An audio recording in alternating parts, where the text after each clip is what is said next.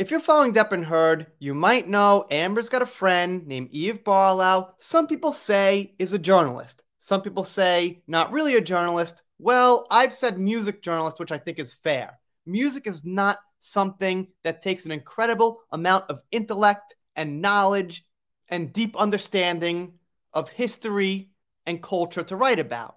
However, when you write about music, you should probably stick to music. What Eve does here is gets into Me Too politics. I wonder why. Maybe because Eve supports Amber, and Eve's been off Instagram for a while. She quit Twitter, so who knows where that's at. But now she's writing for Glamour. This article obviously doesn't mention Amber, has nothing to do with Amber, but the politics are strikingly similar to the things she'd say to defend Amber, leaning towards the side of believe all women. And of course, she mentions Me Too.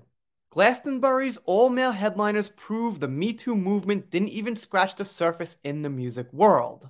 From March 7th, 2023, I'm sure someone will correct me on how to say that. Glastonbury's, sorry, not from the UK, I don't know, doing my best.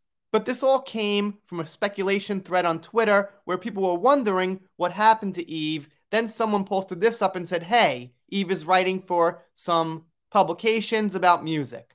I'll do my best impersonation. I was considering going to Glastonbury this year. It would be my 12th, I think. And listen, Glastonbury is never about who's headlining, but when I saw the headliners, I felt flattened and decided I could probably skip it. Well, wait a minute. This article's about how the headliners are all men. But Eve just said it's not about the headliners. So, slightly confusing. Eve begins by saying, there's no problem with certain headliners, but others like Guns N' Roses, she doesn't quite approve of in the same way. Coldplay, Elton John, she'll give them a pass. But then goes on to say, truly, I was crushed that there was no female representation in the top tier. And it so happens one of the festival's confirmed acts is also crushed. She's pissed, actually. Lana Del Rey is considering skipping it too. She's on the bill, but following the headliner announcements, she responded to the official Glastonbury account's Instagram post, thanks for announcing that I was headlining the other stage, thumbs up. On her own page, she suggested that she may no longer show up to the festival. We'll see, she wrote, I'm with her, hasn't Lana Del Rey earned a headliner slot, or rapper Lizzo, who is for some reason opening for Guns N' Roses. Well, that's because maybe Guns N' Roses earned their spot over decades of playing in the field. They've been around since the mid-80s. It wouldn't really make sense, even if Lizzo's bigger now, to open for Guns N' Roses, because they've been around so long. They're a cultural icon in rock, in music, in general.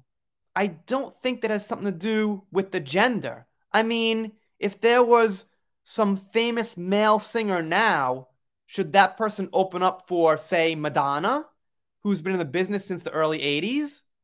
Should that person open up for Cyndi Lauper, for example, who's not big anymore, but she's been around in the business for decades? You honor the people that came before you, basically. That's all it is.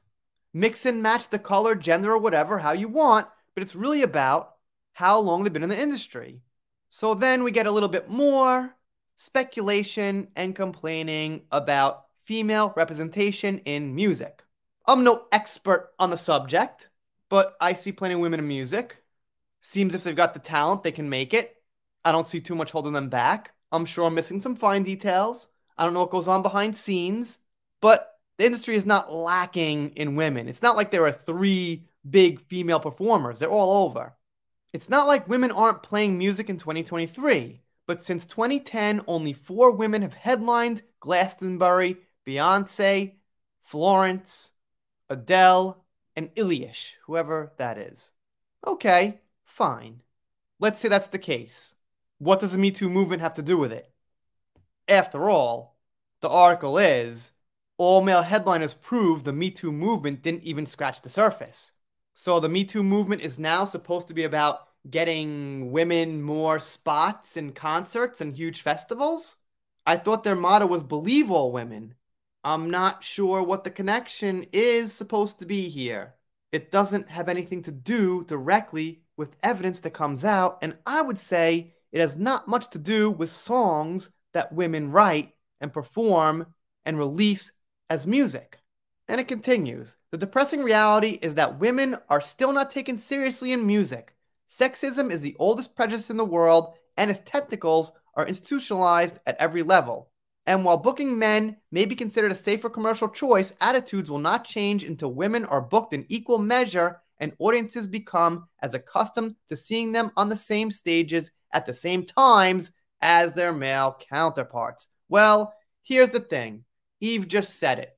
If men are considered a safe commercial choice or safer, then companies, which are comprised of men and women, will go with the better financial choice. So it's really not a gender issue or a male-female issue. It's a money issue, as most things tend to be. There are some things audiences traditionally like seeing men do, like sports is a great example. People just don't pay as much money to see women play sports. It's a fact. It's not my choice. I don't watch sports at all. I wouldn't watch anyone play sports for money. But those are the statistics over decades and decades of data. And music might be similar. It might be audiences, for whatever reason, react better to male singers. I don't know. I can't say. Is it sexism or is it just one of those things? It seems like dancing, ballet, figure skating get audiences to react better to women. It just seems like certain things, when you've got something masculine and feminine as a choice, get different reactions. Not because everybody's sexist, just because those roles are filled in a certain way by the gender. And then the music journalist goes on to say, I guess, her knockout line. The problem is that the music industry is more comfortable with men. It doesn't just value women less, it robs women of their value, and that hasn't changed just because of the MeToo movement.